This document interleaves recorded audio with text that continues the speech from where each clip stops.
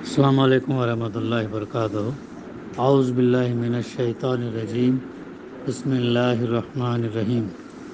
قل یا ایھا الکافرون لا اعبد ما تعبدون ولا انتم عابدون ما اعبد ولا انا عابد ما عبدتم ولا انتم عابدون ما اعبد لکم دینکم ولی دین۔ صدق اللہ العلی العظیم۔ رب اشرح لی صدری ویسر لی امری واحلل عقدۃ من لسانی یفقہوا قولی رب زدنی علما۔ کہہ دو اے کافرو، میں ان کی عبادت نہیں کرتا جن کی عبادت تم کرتے ہو، اور نہ تم اس کی عبادت کرنے والے ہو جس کی عبادت میں کرتا ہوں، اور نہ میں ان کی عبادت کرنے والا ہوں جن کی عبادت تم نے کی ہے، اور نہ تم اس کی عبادت کرنے والے ہو جس کی عبادت میں کرتا ہوں۔ تمہارے لیے تمہارا دین ہے اور میرے لیے میرا دین ہے۔ معزز حاضرین، سورہ الکافرون کی تلاوت اور ترجمانی ابھی ہم نے سماعت فرمائی۔ گزشتہ سے سورت کی تفسیر کا سلسلہ الحمدللہ جاری ہے، اور بہت سی اہم باتیں اس سورت کے ضمن میں، آیتوں کے ضمن میں آئے ہیں۔ اس سلسلے کو جاری رکھتے ہوئے یہاں پہ فرمایا گیا اب آگے، وَلَا أَنَا عَابِدٌ مَّا عَبَدتُّمْ وَلَا أَنتُمْ عَابِدُونَ مَا أَعْبُدُ لَكُمْ دِينُكُمْ وَلِيَ دِينِ۔ اور نہ میں ان کی عبادت کرنے والا ہوں جن کی عبادت تم نے کی ہے، اور نہ تم اس کی عبادت کرنے والے ہو جس کی عبادت میں کرتا ہوں۔ اس کی تفسیر میں بات آتی ہے کہ مفسرین میں سے ایک گروہ کا خیال یہ ہے کہ یہ دونوں فقرے پہلے دو فقروں کے مضمون کی تکرار ہے، اور یہ تکرار اس غرض کے لیے کی گئی کہ اس بات کو زیادہ پرزور بنا دیا جائے جو پہلے دو فقروں میں کہی گئی تھی۔ لیکن بہت سے مفسرین اس کو تکرار نہیں مانتے، بلکہ وہ کہتے ہیں ان میں ایک مضمون بیان کیا گیا جو پہلے فقروں کے مضمون سے مختلف ہے، کیونکہ اس میں بات ریپیٹڈلی آ رہی نا۔ اس میں کیا کہا جا رہا ہے، کہہ دو ان کافروں سے میں ان کی عبادت نہیں کرتا جن کی عبادت تم کرتے ہو۔ عبادت پورے کانٹیکسٹ میں ہمیں دیکھنا ہے، اور نہ تم اس کی عبادت کرنے والے ہو جس کی میں عبادت کرتا ہوں۔ اور پھر آگے فرمایا، اور نہ میں ان کی عبادت کرنے والا ہوں جن کی عبادت تم نے کی ہے، آلریڈی کی ہے، اور نہ تم اس کی عبادت کرنے والے ہو جس کی عبادت میں کرتے ہیں۔ یعنی بار بار تکرار کے ساتھ جو ہے یہ بات پیش آ رہی، اسی لیے تھوڑا یہ سمجھنے میں اور یاد کرنے میں بھی ذرا تھوڑی مشکل صورت ہے، حالانکہ ہے 6 آیتوں کے اوپر مشتمل ہے، لیکن تھوڑا یہ مشکل ہو جاتی ہے۔ اور یہی اس کی تفسیر میں بات لکھی جا رہی کہ تکرار کے ساتھ یہ بات آ رہی ہے۔ تو پہلے فقرے میں فرمایا گیا، اور نہ میں ان کی عبادت کرنے والا ہوں جن کی عبادت تم نے کی ہے۔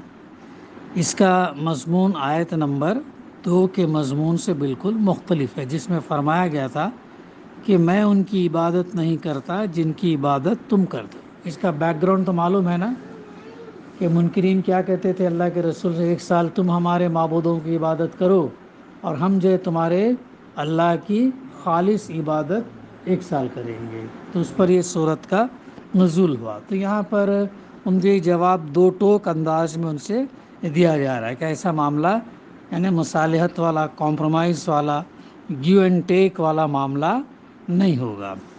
ان دونوں باتوں میں 2 حیثیتوں سے بڑا فرق ہے۔ ایک یہ کہ میں فلاں کام نہیں کرتا یا نہیں کروں گا، کہنے میں اگرچہ انکار اور پرزور انکار ہے، لیکن اس سے بہت زیادہ زور یہ کہنے میں ہے کہ میں فلاں کام کرنے والا نہیں ہوں، کیونکہ اس کے معنی یہ ہے کہ وہ ایسا برا کام ہے جس کا ارتکاب کرنا تو درکنار، اس کا ارادہ یا خیال کرنا بھی میرے لیے ممکن نہیں ہے۔ ایسا کری، چونکہ اللہ کے نبی ہیں، ایک اللہ کی طرف لوگوں کو بلانے کے لیے آئے، دین اسلام کو قائم کرنے کے لیے آئے، اور یہی اگر کہیں گے ایسے اس میں کمپرومائز کریں، مصالحت کریں دوسرے معبودوں کے سامنے پرستش کا یہ پرپوزل اپروو کرے تو کتنا بڑا یہ ہوگا، قیامت تک کے لیے جو ہے پھر اس میں چور دروازہ کھل جائے گا۔ اس لیے دو ٹوک انداز میں یہاں پر بتایا جا رہا ہے کہ میں ان لوگوں کی عبادت، ان معبودوں کی عبادت نہیں کرتا جن کی تم کرتے ہو۔ تو یہ بہت اہم نکتہ ہے اور بڑی اہم صورت بھی ہے، اور اللہ کے رسول صلی اللہ علیہ وسلم کے سامنے اس کی اہمیت اتنی تھی کہ ہر فجر کی نماز میں جو دو سنت ہم فرض سے پہلے پڑھتے ہیں، اس میں پہلی رکعت میں سورہ کافرون پڑھا کرتے تھے، اور دوسری رکعت میں سورہ اخلاص قل هو اللہ احد، یہ بار بار پڑھتے تھے۔ اور یہ بھی شرک سے چھٹکارے لے کے بتایا کہ رات میں حضرت ابن عباس رضی اللہ کا بیان ہے کہ اللہ کے رسول صلی اللہ علیہ وسلم نے لوگوں سے فرمایا، میں تمہیں بتاؤں وہ کلمہ جو تم کو شرک سے محفوظ رکھنے والا کون سا ہے؟ وہ یہ ہے کہ سوتے وقت قل یا ایھا الکافرون پڑھ لیا کرو۔ یعنی کتنی اس کی اہمیت ہے، اگر ہم سوچ کر سمجھ کر میننگ کے ساتھ اگر ہم یہ پڑھیں، یا ہمارے ذہن میں وہ بات رہے کہ جب ہم یہ صورت پڑھ رہے ہیں تو اس میں کیا باتیں بتائے گی، تو پھر جو ہے وہ شرک سے محفوظ رکھنے والی صورت ہے۔ حضرت انس رضی اللہ کہتے ہیں کہ رسول اللہ صلی اللہ علیہ وسلم نے حضرت معاذ بن جبل سے فرمایا، سوتے وقت قل یا ایھا الکافرون پڑھ لیا کرو، کیونکہ یہ شرک سے برات ہے، اس کی اتنی اہمیت ہے۔ تو یہاں پر دو ٹوک انداز میں اسے رد کر دیا گیا، اور یہ صورت ہمیں تاکہ ہمیں سمجھ بار بار ہمیں پڑھنا چاہیے، اسے سمجھنا چاہیے، اور مختلف تفسیر سے جو اس کے میننگ بھی تفسیر ہمیں دیکھنا چاہیے۔ تو آگے سلسلے کو جاری رکھتے ہوئے دوسرے یہ کہ جن کی عبادت تم کرتے ہو کا اطلاق صرف ان معبودوں پر ہوتا ہے جن کی عبادت کفار اب کر رہے ہیں، بخلاف اس کے جن کی عبادت تم نے کی ہے کا اطلاق ان سب معبودوں پر ہوتا ہے جن کی عبادت کفار اور ان کے آباء و اجداد زمانہ ماضی یعنی پاسٹ میں جو کرتے رہے ان پر بھی اس کا یہ بات بیٹھتی ہے۔ اب یہ ایک معلوم حقیقت ہے کہ مشرکین اور کفار کے معبودوں میں ہمیشہ رد و بدل اور حذف و اضافہ ہوتا رہا ہے، پلس مائنس ہوتا رہا ہے۔ مختلف زمانوں میں کفار کے مختلف گروہ مختلف معبودوں کو پوجتے رہے ہیں، اور سارے کافروں کے معبود ہمیشہ اور ہر جگہ ایک ہی نہیں رہے ہیں۔ مثال کے طور پر ہندوستان میں اگر دیکھیں تو کوئی کہتا ہے کہ 80 کروڑ ان کے معبود ہیں، کوئی کہتا ہے کہ 360 کروڑ معبود ہیں، پتہ نہیں کیا کیا جو ہے کیسے کیسے باتیں، یعنی کیسے ممکن ہے اتنے سب لوگوں کی اطاعت کی ہے، اتنے سارے کروڑوں میں اگر ان کے معبود ہوں، کتنی اللاجیکل ارریشنل بات ہے جو یہ لوگ کرتے ہیں۔ تو اس کے مقابلے میں ایک اللہ کی بندگی کرنا کتنا آسان ہے، سمپل ہے۔ ایک کو فالو کرنا آسان ہے یا کروڑوں معبودوں کو فالو کرنا آسان ہے؟ تو سمپل، ایک چھوٹا آدمی کہے گا ایک کی بات ماننا آسان ہے۔ الگ الگ اتنے معبود الگ الگ باتیں کہیں گے، الگ الگ روایتیں، کسٹم، ٹریڈیشن، کیسے انسان، تو یہ ممکن یعنی اللاجیکل ارریشنل بات ہے۔ بس آیت کا مطلب یہ ہے کہ میں تمہارے آج کے معبودوں ہی سے نہیں بلکہ تمہارے آباء و اجداد کے معبودوں سے بھی بری ہوں، پاسٹ میں جن جن معبودوں کی تم کہہ رہے ان سے بھی میں بری ہوں، اور میرا یہ کام نہیں ہے کہ ایسے معبودوں کی عبادت کا خیال تک اپنے دل میں لاؤں۔ تو یہ جو اللہ کے رسول صلی اللہ علیہ وسلم نے دو ٹوک انداز میں ان کے لیے بھی کہہ دیا، اور ایک ایگزامپل قائم کر دیا، مثال قائم کر دیا رہتی دنیا تک، قیامت تک کے لیے، کہ جو ہے ایسا کبھی آئندہ ہونے والا نہیں ہے، کہیں کمپرومائز، مصالحت، یہ جو ہے وہ کبھی ایسا ہونے والا نہیں ہے۔ پھر دوسرا فقرہ، تو اگرچہ آیت نمبر 5 میں اس کے الفاظ وہی ہیں جو آیت 3 میں ہیں، لیکن دونوں جگہ اس کا مفہوم مختلف ہے۔ آیت نمبر 3 میں وہ اس فقرے کے بعد آیا ہے کہ میں ان کی عبادت نہیں کرتا جن کی عبادت تم کرتے ہو، اس لیے اس کا مطلب یہ ہے کہ اور نہ تم ان صفات کے معبود واحد کی عبادت کرنے والے ہو جس کی عبادت میں کرتا ہوں۔ اور آیت نمبر 5 میں وہ اس فقرے کے بعد آیا، اور نہ میں ان کی عبادت کرنے والا ہوں جن کی عبادت تم نے کی۔ یا بار بار تکرار کے ساتھ بات آ رہی ہے تو ظاہر ہے اس میں تھوڑا سا کنفیوژن کریٹ ہوتا ہے، اس لیے تھوڑا غور سے توجہ سے ہمیں اسے سمجھنے کی کوشش کرنی چاہیے کہ بات اگر نہیں سمجھ میں آئی ایک بار تو دوسری بار تیسری بار پڑھ کر جو اس کے میننگ کو جاننا چاہیے۔ تو بالفاظ دیگر میرے لیے ممکن نہیں کہ جن جن کو تم نے اور تمہارے اسلاف نے پوجا ہے ان کا پجاری بن جاؤں، اور تم کو بہت سے معبودوں کی بندگی چھوڑ کر ایک معبود واحد کی عبادت اختیار کرنے سے جو چڑ ہے اس کی بنا پر تم سے توقع نہیں ہے کہ اپنی اس غلط عبادت سے باز آ جاؤ گے اور اس کی عبادت کرنے والے بن جاؤ گے جس کی عبادت میں کرتا ہوں۔ تو یہ جو ہے تفسیر اس ضمن میں ہمارے سامنے آئی ہے۔ وَلَا أَنْتُمْ عَابِدُونَ مَا أَعْبُدُ، اور اس سے پہلے وَلَا أَنَا عَابِدٌ مَا عَبَدتُّمْ، دو آیتوں کی تفسیر ہمارے سامنے آئی ہے۔ اب آخری آیت اس میں کیا فرمایا گیا؟ لَكُمْ دِينُكُمْ وَلِيَ دِينِ، تمہارے لیے تمہارا دین اور میرے لیے میرا دین۔ اب یہ کب ہے یہ سچویشن؟ یہ جب حجت تمام ہو جائے، جب ہم دعوت ہم ان کے سامنے پیش کر چکے ہیں، ان سے ڈسکس کر چکے ہیں، ان کو سمجھا چکے ہیں، اب جب وہ ماننے پر تیار نہیں ہے تو ایسی صورت میں تمہارے لیے تمہارا دین میرے لیے نہیں، بغیر ان کو پیغام پہنچائے ہوئے نہیں کہہ سکتے کہ تمہارے لیے تمہارا دین میرے لیے۔ پہلے تو ان سے ہم بات پیش کریں، ان کو پیش کریں گے، توحید رسالت حق ان کو پیش کریں گے، آخرت پیش کریں گے اور اسلام کی تعلیمات ان کے، اس کے بعد بھی جب اگر وہ نہیں مانتے تو یہ تو تب جو ہے تمہارے لیے تمہارا دین میرے لیے میرا دین، بغیر ان کو پہنچائے ہوئے یہ کنڈیشن اپلیکیبل نہیں ہے۔ یہ چیز ہمیں یاد رکھنا ہے اس کے اندر۔ تو اس میں جو فرمایا گیا یعنی میرا دین الگ ہے اور تمہارا دین الگ، میں تمہارے معبودوں کا پرستار نہیں اور تم میرے معبود کے پرستار نہیں۔ ظاہر ہے آخری نبی یہ کیسے ان کو فالو کر سکتے تھے؟ یہ تو ان کو فالو کر ہی نہیں سکتے تھے، ان کے معبودوں کی پرستش، ان کی عبادت، ان کے دین پہ، یہ تو ایک دین اسلام کو لے کر آئے تھے، یہ کیسے ممکن تھا کہ وہ ان کو فالو کریں؟ اس لیے تو نبی کا تو ممکن ہی نہیں تھا۔ تو تمہارے لیے تمہارا دین میرے لیے میرا دین، میں تمہارے معبودوں کی بندگی نہیں کر سکتا اور تم میرے معبود کی بندگی کے لیے تیار نہیں ہو، اس لیے میرا اور تمہارا راستہ کبھی ایک نہیں ہو سکتا، میرا اور تمہارا راستہ کبھی ایک نہیں ہو سکتا۔ یہ کفار کو رواداری کا پیغام نہیں ہے، بلکہ جب تک وہ کافر ہیں ان سے ہمیشہ کے لیے برات ہے، بیزاری اور لا تعلقی کا اعلان ہے، اور اس سے مقصود ان کو اس امر سے قطعی اور آخری طور پر مایوس کر دینا ہے کہ دین کے معاملے میں اللہ کا رسول اور اس پر ایمان لانے والوں کا گروہ کبھی ان سے کوئی مصالحت کرے گا۔ یہ جو ہے امت مسلمہ کے لیے بھی رہنمائی ہے، ہمارے لیے لیسن ہے، سبق ہے۔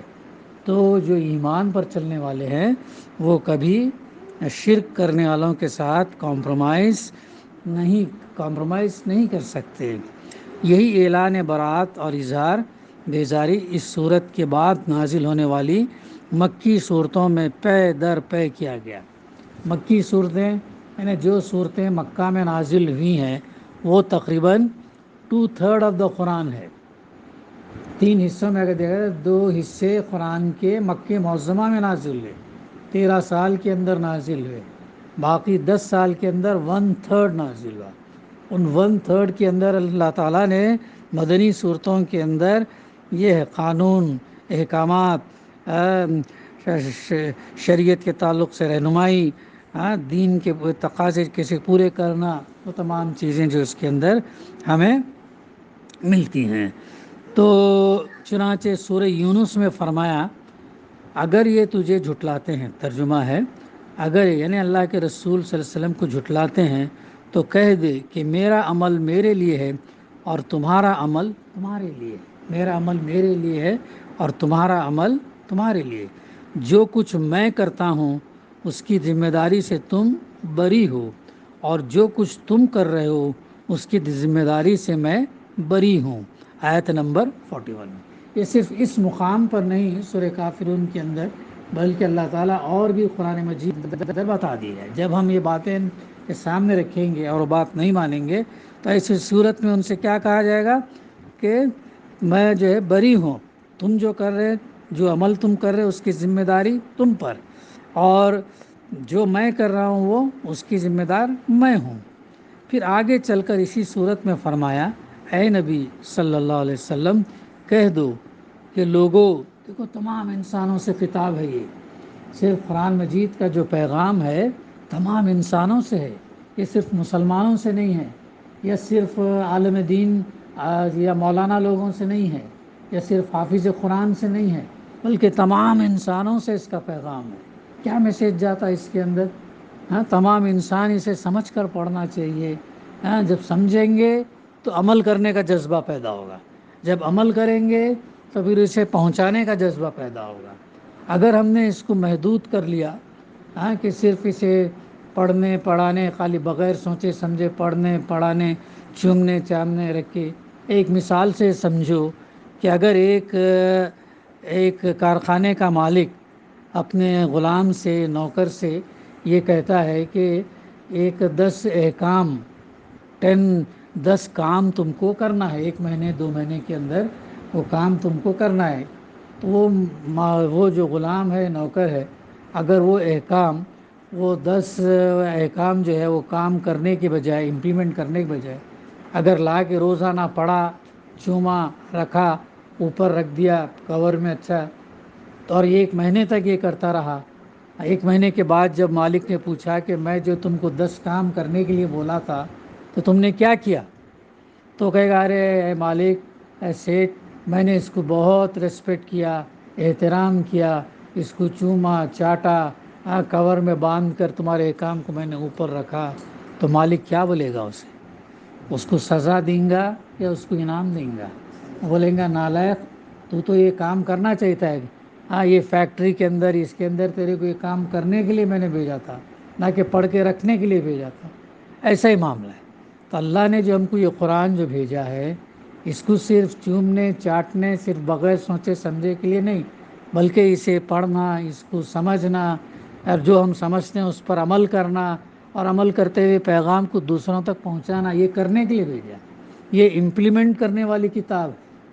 ہاں، وہ واقعہ مشہور ہے نا کہ حضرت بی بی عائشہ رضی اللہ سے کسی شخص نے، صحابی نے پوچھا، کسی نے پوچھا بہرحال کہ اللہ کے رسول صلی اللہ علیہ وسلم کیسے تھے؟ تو آپ نے جواب یہ نہیں دیا کہ بہت نیک تھے، بہت چہرہ جو ہے 14ویں چاند سے زیادہ چمکدار تھا، بال آپ کے اچھے یہ تھے، یا قد ایسا تھا. وہ فزیکل کچھ بھی ایکسپلینیشن نہیں دیا، بلکہ سوال کرنے والے سے کیا کیا؟ سوال کیا. الٹا سوال کرنے والے سے سوال کیا، کیا تم نے قرآن نہیں پڑھا؟ اللہ کے رسول کیسے ہے کر کے پوچھا جا رہا ہے. تو اس نے سوال کیا کہ کیا تم نے قرآن نہیں پڑھا؟ اس کا جوڑ کیا ہے؟ سوال کرنے والا تو پوچھ رہا ہے کہ اللہ کے رسول صلی اللہ علیہ وسلم کیسے ہیں، تو یہ جو ہے ایک بی بی عائشہ رضی اللہ اس سے سوال کر رہے کہ تم نے قرآن نہیں پڑھا.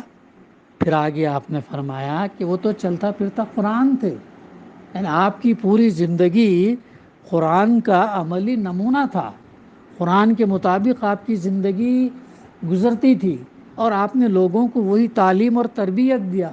صحابہ کو جو 13 سال تک آپ نے جو تیار کیا، ان کو اسی کی تعلیم اور تربیت دیا. تو یہی تمہیں یہ کرنا ہے. حالانکہ نماز 5 وقتہ فرض کب ہوئی؟ نبوت اللہ کے رسول صلی اللہ علیہ وسلم کو 40ویں سال میں ملی. اور نماز فرض کب ہوئی؟ معراج میں فرض ہوئی. معراج کب واقع ہوا؟ نبوت کے 12ویں سال میں، یعنی جب آپ کی عمر 52 ایئرس کی تھی، جب معراج کا واقعہ پیش آیا، وہاں پر آپ آسمان پر گئے، 7 آسمان پر، تو 50 کے مقابلے میں 5 نمازیں وقت کے ساتھ فرض ہوئیں. تو 12 سال تک اللہ کے رسول صلی اللہ علیہ وسلم نے کیا کیا؟ 12 سال تک یہ لوگوں کو قرآن مجید پڑھ کر سنایا، سمجھایا، بتایا کہ قرآن کا پیغام کیا ہے. ایک اللہ کی طرف آؤ، مختلف شرک، مختلف عمل جو کرتے تھے ان سے دور کیا، ان کا عقیدہ مضبوط کیا، توحید، رسالت، آخرت کا جو ہے یقین ان کے اندر پیدا کیا. یہ کام اللہ کر، یہ کام 12 سال تک مسلسل ہے۔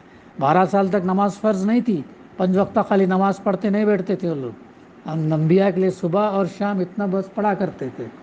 تو 12ویں سال میں، اور روزے کا فرض ہے ہجرت کے بعد، مدینہ میں سن 2 ہجری میں روزے فرض ہے، زکوٰۃ بھی 2 ہجری کے بعد فرض ہوئی۔ تو یہ سب چیزیں کب آئے؟ حج کب فرض ہوا؟ 8 ہجری میں فرض ہوا، 8 اس میں 7 میں 12۔ تو یہ تمام چیزیں لیٹ یہ ہوئی ہیں، اور جب تک اللہ کے رسول صلی اللہ علیہ وسلم نے جو صحابہ کو جو تیار کیا وہ مضبوط تھے، وہ جیسے پکی ہوئی ایک مٹی کے طریقے سے جو ہے کیسا یہ اگر مشکلات، مصائب، تکالیف وہ سب جھیل کر جو ہے وہ بالکل مضبوط تھے۔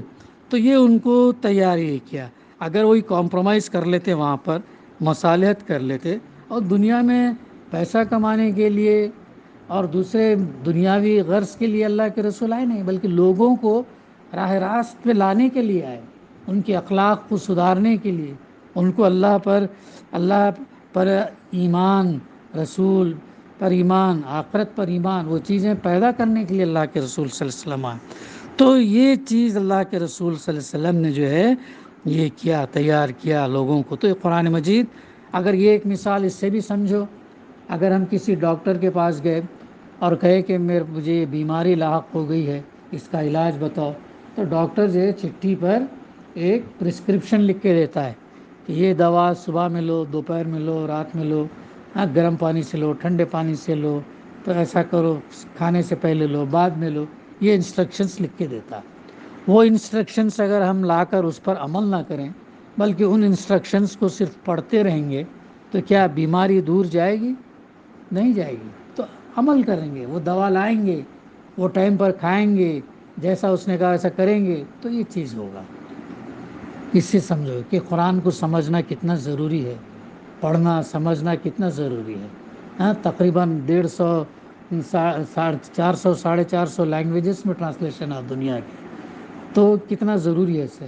اور یہ بھی مثال کس طرح سمجھو کہ اگر کہیں اور ایک کنٹری میں کوئی ہم رہتے ہیں، وہاں کی زبان ہم کو نہیں آتی ہے، اور وہ کنٹری سے اگر تم نے کسی اپنے بچے کو یا والدین کو خط لکھا، اس زبان میں اگر آیا ہے خط، اور اگر وہ خط سمجھ میں نہیں آیا تو کیا کریں گے؟ جلد از جلد جا کے کسی کو پوچھیں گے بھائی یہ خط میں کیا لکھا ہوا ہے، کیا کہتے ہیں؟ کتنی ہم کو جستجو ہوگی، کیسے ہم جلدی، تو جو خط ہم نہیں پڑھ سکتے، نہیں سمجھ سکتے، جلد از جلد جا کے ہم یہ کرتے ہیں۔ تو ایسا ہی معاملہ قرآن مجید کے ساتھ ہے۔ جب ہم عربی میں اس کو نہیں سمجھ سکتے ہیں تو اس کی ترجمانی، اس کی تفسیر موجود ہے، تو اسے پڑھ کے ہمیں سمجھنا ہے کہ اللہ کا پیغام کیا ہے۔ تو یہ چیز جو ہے ہمارے ذہن میں رہنا چاہیے۔ یہ چیز جو ہے کلام پڑھنے کے لیے، سمجھنے کے لیے، عمل کرنے کے۔ اللہ کے رسول صلی اللہ علیہ وسلم نے مشہور حدیث میں کیا فرمایا؟ بلغوا انی ولو آیا، پہنچاؤ میری جانب سے خواہ ایک آیت ہی کیوں نہ ہو، ایک آیت، ایک آیت ہی کیوں نہ ہو، قل هو اللہ احد، جیسا ایک آیت، ایک پہنچاؤ کہا آپ نے۔ اگر یہ تم کام، اور اس کے ذریعے سے ایک شخص بھی اگر صحیح راہ راست پر ہدایت پا لے تو یہ تمہارے لیے 100 سرخ اونٹ سے بہتر ہے، فرمایا۔ ایک سرخ اونٹ کی قیمت آج کے مرسیڈیز گاڑی سے زیادہ ہے، سمجھو قیمتی، تو اتنی اس کی اہمیت ہے۔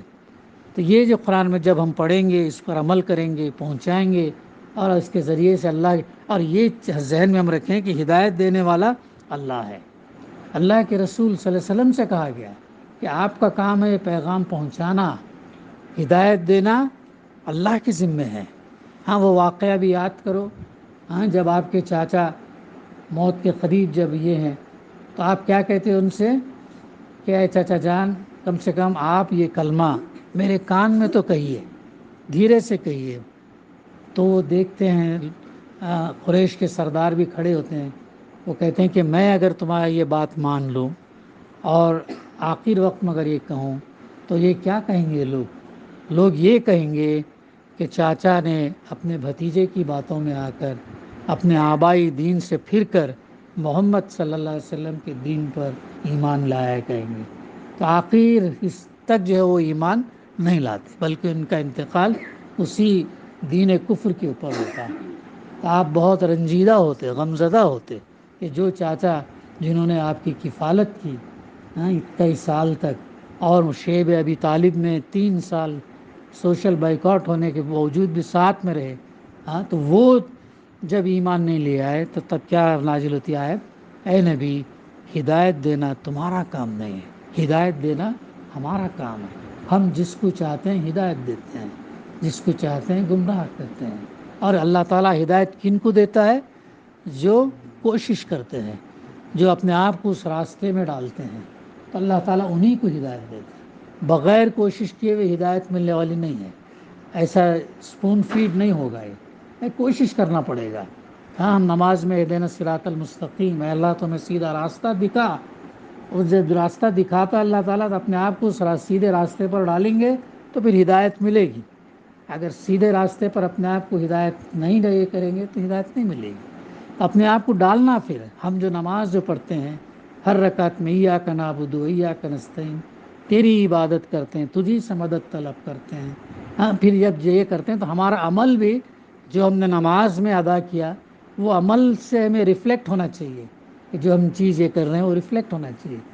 تو یہ اللہ کا جو پیغام ہے تمام انسانوں کے لیے، لوگوں دیکھو اگر تم میرے دین کے متعلق ابھی تک کسی شبہ، کسی ڈاؤٹ میں، کسی اشکال میں ہو تو سن لو، جان لو کہ اللہ کے سوا تم جن کی بندگی کرتے ہو میں ان کی بندگی نہیں کرتا، بلکہ صرف اس اللہ کی بندگی کرتا ہوں جس کے اختیار میں تمہاری موت ہے۔